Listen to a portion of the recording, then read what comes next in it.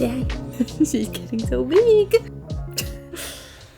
We have just arrived in our little vacation spot for the week. We have our own little cottage and there's a private beach as well. The weather is not super hot for swimming and general beach activities, but I am very excited to just kind of relax, take a breath. And I was debating on what I should make this video about or have the focus of this video be. There's part of me that was like, how many 5-star books can I find while on vacation? But honestly, I didn't bring a ton of books. Well, I did bring quite a few books, but maybe not as much as I would have if I was doing a video like that. And so I think I'm just going to have this be a run-of-the-mill reading vlog, more focused on how much am I reading realistically on a week of vacation. So I'm going to talk about the books that I brought. Definitely will not be able to read all of them. I'm not that fast of a reader, but I did want to bring enough options so that I could kind of still act as a mood reader if I finish one and there's a particular one that I want to start next or don't want to start next. There's a lot of different genres represented, so we're just going to go through them real quick. First off, I am currently in the middle of this. I think I only have about 150 pages left of My Friends by Frederick Bachman. I am loving this book so far. I'm absolutely loving it. I've read about 100 pages last night once we arrived. I read some in the car as well, and I am just like blazing through it. I'm on page 260 right now out of about 400. This book is so good. This book is so good. This is definitely at the top of my list for the Frederick Bachman books that I've read. I haven't read a ton of them. I've only read Beartown, and my grandmother asked me to tell you she's sorry, but this is 100% trending in a 5-star direction. Unless the ending really goes off the rails, there's an absolute certainty that this is going to be a 5-star for me. I won't get into a ton of the synopsis right now, but basically it is kind of told in two different timelines, one that is more present tense and one that is about 25 years ago. We have a couple characters that we're following, but our main ones are Ted and Louisa. Louisa is this 18-year-old girl that just got out of the foster system that is really in a rough spot, but she has idolized and looked up to this artist all of her life, and she loves this particular painting that he did. And Ted is actually somebody that was friends with the artist and is one of the people that is in the painting that Louisa is obsessed over, and through many series of events they kind of end up connecting, Ted and Louisa. Ted's like 40 years old at this point. Ted begins telling Louisa the story of the painting and the story of him and his friends 25-30 years ago and everything that they were going through when they were 14-year-olds, 15-year-olds, and it is really sad. I have been crying my way through this book, but also it's very whimsical and lighthearted at the same time. I feel like Frederick Bachman is so good at blending tragedy and humor, but not in a way that's disrespectful to the subject matter. It's something that just kind of gives you a breath of fresh air in a moment that is feeling a bit heavy and dark, if that makes sense. I have been reading sections out loud to my husband just because I literally can't keep it in. It's so beautiful. I love it so much. Very excited to finish this one. I also brought with me Wild Dark Shore. This one is a mystery thriller, I think. Maybe it's not a thriller, maybe it's just pure mystery. I'm not entirely sure. I have heard very mixed reviews about this one, to be honest. I have watched some booktubers that love it. I've watched some booktubers that hate it. I have read many Goodreads reviews. I still don't fully understand the plotline and the story. Like, I definitely haven't spoiled anything for myself, but I'm so curious where I would land because it seems like it's such a divisive book at this point. Hey, stop chewing that. So this follows a family that lives on an island very close to Antarctica, I think for research purposes, and one day a mysterious woman washes up on the shore of this island. I'm assuming that water is freezing, but she somehow appears on this island, and the mystery is kind of surrounding who she is, what she wants, but also it seems like the family itself is there for reasons that are maybe a little bit more hidden and veiled than we thought in the beginning. That's about all I know, to be honest, but I am looking forward to reading it if a mystery mood kind of strikes. It doesn't seem like it's very long. It's 296, 97 pages, so it's like right under 300 pages, so I think I could get through it pretty quickly, but this is kind of my option if I want to dive into a mystery book while I'm here. I also bought this book recently from a bookstore. Picked it up because I think the cover is so freaking cute. If you can see, I just think it's absolutely adorable. But I've also been really getting into these kind of like cozy, healthy fiction that's usually Japanese translated or Korean translated, and this kind of falls into that category. So this is a Korean translated book called The Dallergut Dream Department Store. I don't know if I'm pronouncing Dallergut correctly, but I'll find out at some point. This seems so fun, honestly. It follows our main character, Penny, who is hired to work at the Dallergut Dream Store, which is a mysterious town that is hidden in our collective subconscious. And it is where you go to buy your dreams. So you can go buy a flying dream, which are supposedly always sold out because everybody wants to fly in their dreams. You can buy childhood memory dreams. You can buy food-related dreams. It's just like everything under the sun for dreaming is at this store, and Penny is hired to work at the store, and then it just kind of unfolds from there. I love the concept of that. I am so interested in that. And again, it just kind of seems like short and tiny and easy and something that I could read really quickly. So this is kind of here in case I want to pick up like a cozy fiction book. And then I also got Ali Hazelwood's new book, Problematic Summer Romance. Ali Hazelwood is an interesting one for me. I've only read one of her books. I read The Love Hypothesis when it first came out. I think she was pretty popular then, and I think that book got really popular, but every other book that she has released since then, she feels like she's getting more famous and more popular, and I just haven't been keeping up with her books. I didn't love The Love Hypothesis, to be honest. I think maybe I read it before I was fully on board with being able to enjoy romance as well, and so I didn't really let myself fully get into it. So I don't really remember if it was that I actually just didn't like the book or if I was reading it at the wrong time or kind of what the situation was there. And I just haven't really given her a chance since. I am not totally sure if her type of romance is the type that I like to read, but I have seen all of these releases that she's been putting out and people getting so excited about them and people hyping them up. And I just kind of wanted to read an Ali Hazelwood book with the rest of the world, to be honest. That was my motivation. It wasn't necessarily that I want to read the book, it's that I just want to be included in what everybody else is reading, and I want to be able to join the conversation here. So I might give this a try to see if kind of that beach read romance vibe hits me, which I honestly wouldn't be surprised just because I want to read a romance book on the beach, and this is what I brought. This is also an age gap romance, which I have not read as well, so this is pretty far out of my comfort zone for a couple of reasons. Age gap romance, not a huge fan of Ali Hazelwood, not really for many reasons, just because I haven't read enough, but I'm gonna give it a try. I'm gonna give it its best shot just because I want to talk about it with you guys. And then the last book that I brought, which I am very excited about, is Atmosphere by Taylor Jenkins Reid. This was one of my most anticipated releases of the year. Also, along with My Friends, I included that in my anticipated releases video, and I've been waiting for this book to come out for so long just because I think the subject matter is so interesting to me. It follows our main character in about the 1980s as she joins a NASA space program to become one of the first women in space. Obviously, Taylor Jenkins Reid has written a lot of very popular books recently. I've read The Seven Husbands of Evelyn Hugo, and I really liked that one, but she's also written Daisy Jones and the Six, and she's written Carrie Soto is Back, I think is the name of it, a couple others as well. I haven't read anything since Evelyn Hugo, and I think it's just because most of the subject matter that her books have been about, I haven't been super interested in. It really hasn't piqued my interest enough for me to want to buy it and get it and read it. I know they're probably amazing books, and I think I just need to be a little bit more familiar with her as an author before I start going through her entire catalog, because I did like Evelyn Hugo, but I didn't love it enough to be able to want to pick up books that she's written that maybe don't align with the subject matter that I want to read at the time. So this, though, the subject matter sounds so interesting to me, and so I think this could be the opportunity, if I love this book, for me to really want to read the rest of her books as well. So I'm very excited about this one. I'm nervous because I want to like it so badly, but I'm trying to keep my expectations in check.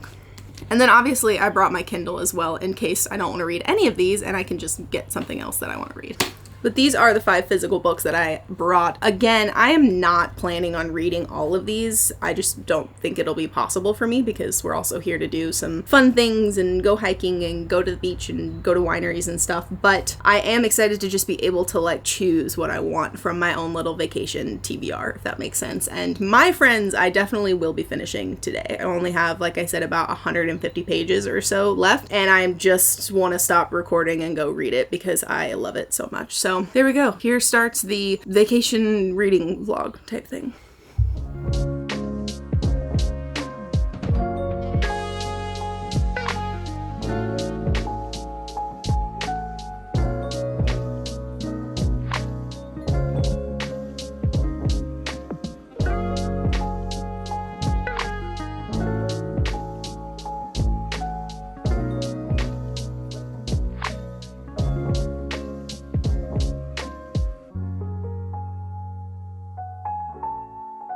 have about 100 pages left now of My Friends, and I think that Frederick Bachman's writing is just so interesting because of the 3 books that I have read, they're all from very different perspectives. My Grandmother Asked Me to Tell You She's Sorry is from the perspective of a 7-year-old, so everything seems very exaggerated, everything seems bigger than it is. It's very much described as if what we are seeing and experiencing is happening to a 7-year-old, so it just feels more exaggerated. Like there's a dog in it, but because the dog is so big and our main character is so small, because she's 7, the dog feels like a monster. He feels like a beast, and so he's referred to as a beast the entire story. But in reality, he's probably just a Labrador that is maybe a little bit bigger than average. And I love how he was able to capture that in My Grandmother Asked Me to Tell You She's Sorry. And then in Beartown, it's very, very third person. We're jumping around to many different characters. Most of them are adults. There are a couple ones that are a bit younger, but he doesn't kind of have that exaggerated lens from a singular perspective like I experienced in My Grandmother Asked Me to Tell You She's Sorry. And then in My Friends, it's kind of like meeting in the middle, where we do have adult perspectives that are a little bit more realistic, but when we jump backwards in time to the 14-year-olds, it's from a teenager's perspective. So it is very, very interesting to hear the exaggerated perspective from a 14-year-old now this time, and it's all about how you never want to grow up, and it's kind of the Peter Pan lifestyle, and all the adults are out to get you, nobody understands me. All of these issues are kind of taken from the perspective of a teenager, and then the adults that we meet in present day tense are affected by what they experienced as a 14-year-old as well. And it's just, I just think that Frederick Bachman's writing is so genius. He's so good at that type of writing and that type of perspective from so many different characters. Whoa, what is this hair doing? Hope that wasn't happening the whole time. Anyway, I'm very excited to finish this book.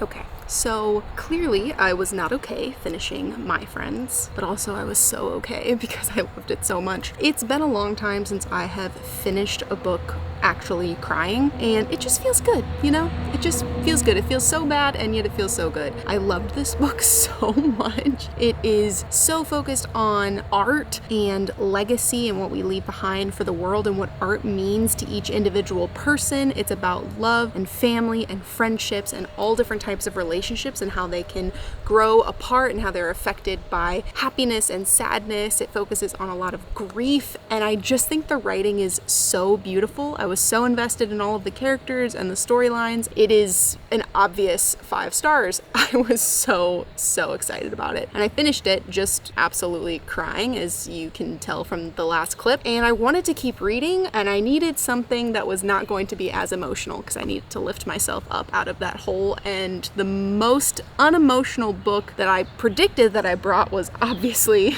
Problematic Summer Romance, the Ali Hazelwood one. So I also started that last night, and I got pretty far. Actually, I feel like I'll be able to finish it today very, very easily. This is about Maya and Connor. Maya is 23 and Connor is 38, so that's a pretty large age gap. They both go to Italy to celebrate Maya's brother's wedding, or to be a part of the wedding there. Connor is his best man. That's her brother's best friend and business partner. They're all like billionaires. It's fine so far. I actually am surprised by Ali Hazelwood's writing. I think she's a really good writer. I just am not totally sold if I like the story yet, and the characters, specifically Maya, is kind of annoying me a bit, but we're gonna push through because it is kind of refreshing to read something that is so incredibly surface level after My Friends, because I just need to follow the wave of emotions for that part, but it's good. It's fine. We'll see. I'm gonna finish it today for sure.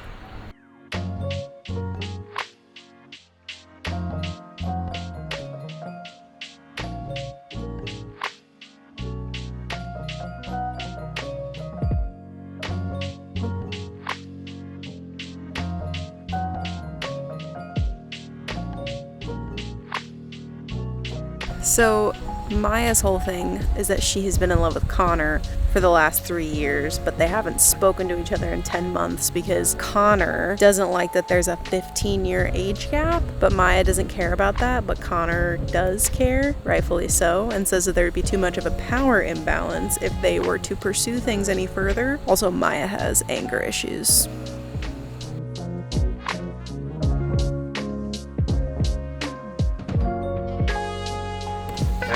Yes, you are.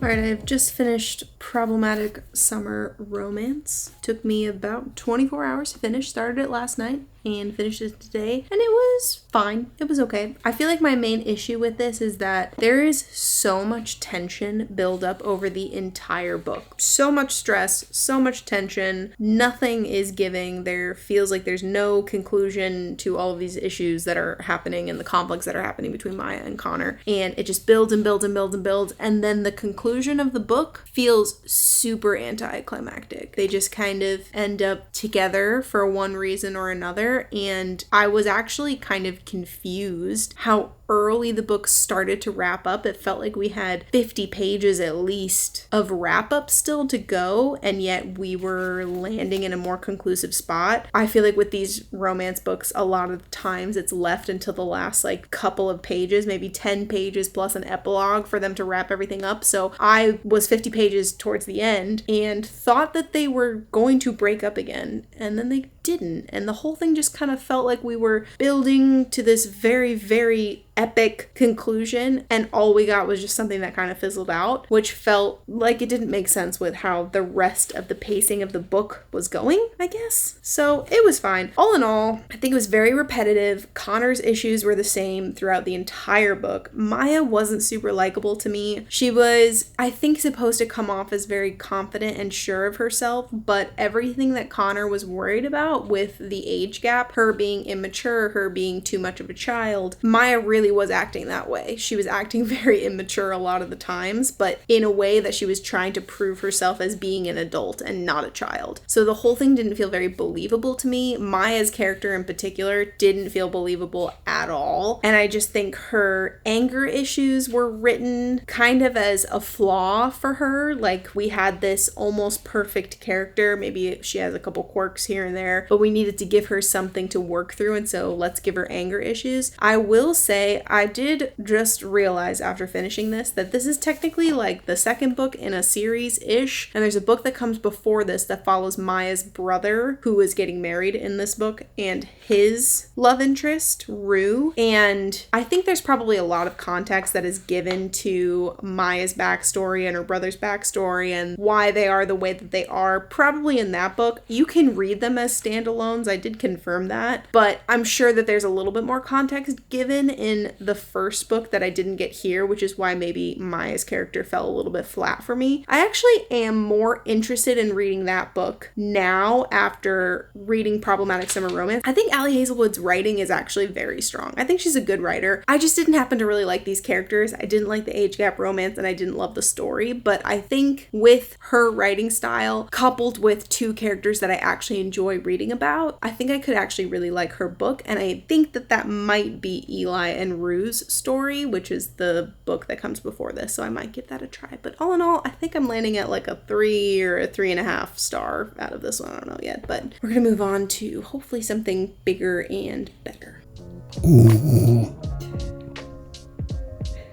Getting ready to leave. Okay. She wants my microphone.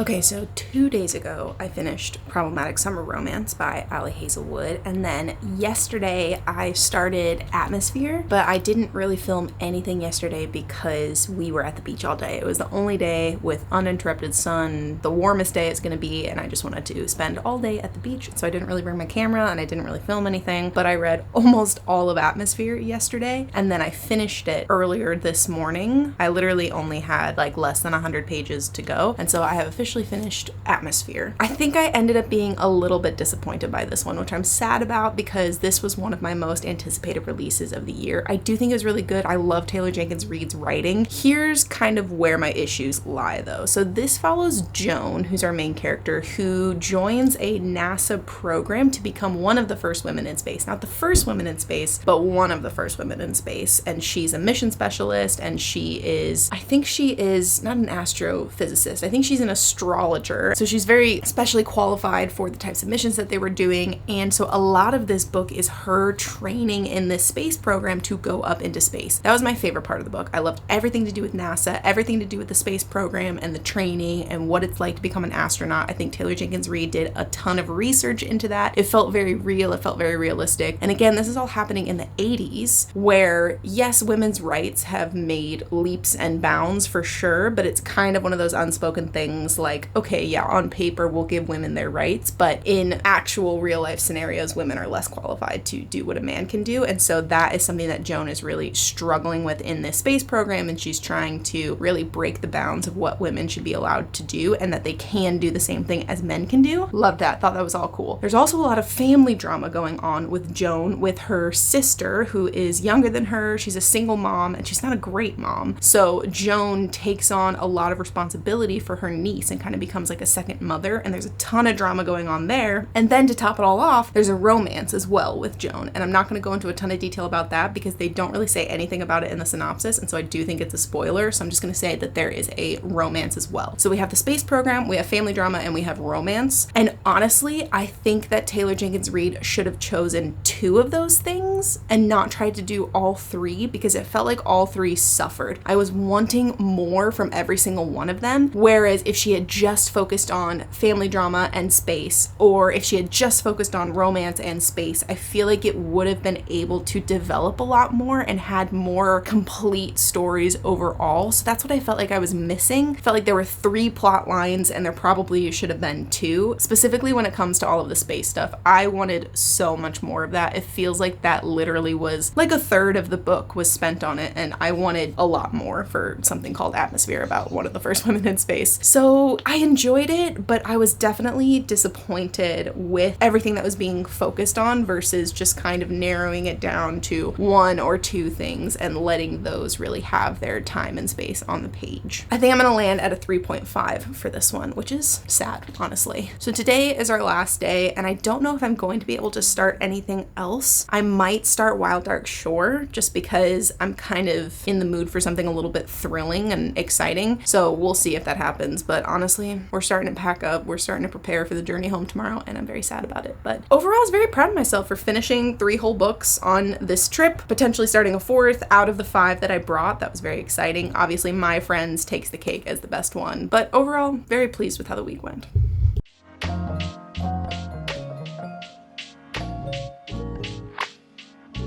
Gonna be completely honest, I am in my bathroom because that is where the lighting is the best, and we can't argue with lighting at this point. So we are back from our vacation, and that is a sad thing. There's really nothing worse than coming back from a vacation and realizing how much you have to unpack and get your life sorted before the next week starts. And I am fully planning on having my suitcase be piled up in the corner of my bedroom for at least a week, maybe 2 weeks before I actually unpack it and do laundry. But besides the point, I finished Wild Dark Shore. I didn't technically finish it while on vacation, but I did finish it this morning, and I feel like I wanted to just wrap this video up with talking about the final book that I read. So Wild Dark Shore, this is about 300 pages. It actually flew by, to be honest. This was so much easier to read than I thought it was going to be. That being said, I honestly felt like it was a little bit boring. There were a lot of times where I had to convince myself to keep reading because it was just a bit of a trudge, a little bit of a slodge to get through. But basically, we are following this family, the Salts, and they live on an island called Shearwater, daughter, which is off the coast of Australia, closer to Antarctica. And it is the dad, Dominic, the oldest son, Rafe, the middle child, who is the only daughter, her name is Fen, and the youngest son, his name is Orly. And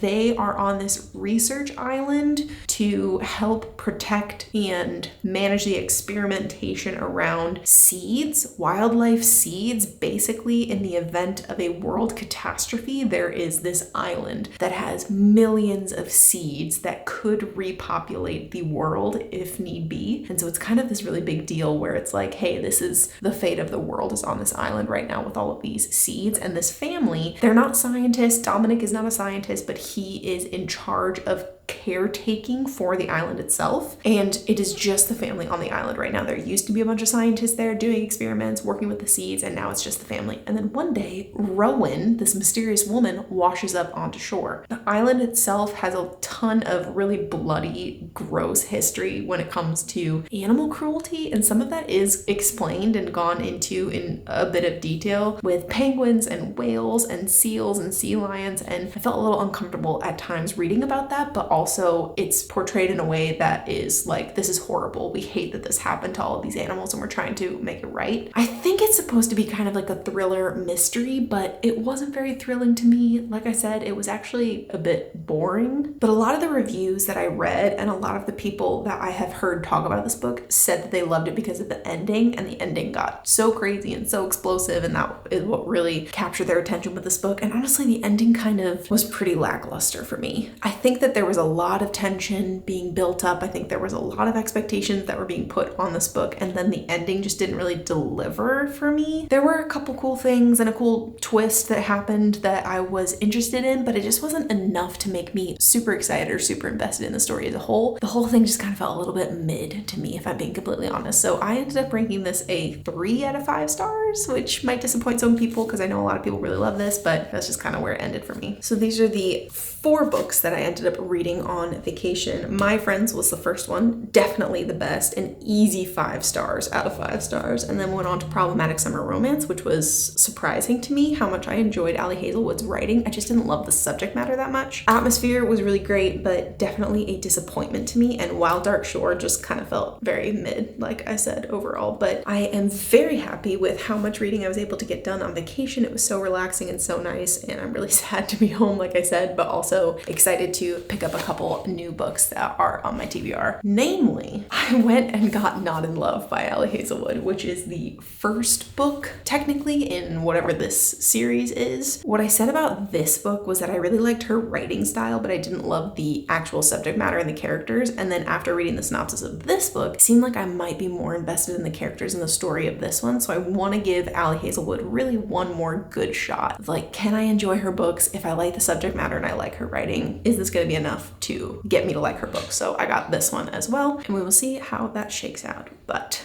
that wraps up this here reading vlog. As always, thank you so much for watching and hanging out with me on this little corner of the internet and hanging out with me while I was on vacation, and we will see you next time.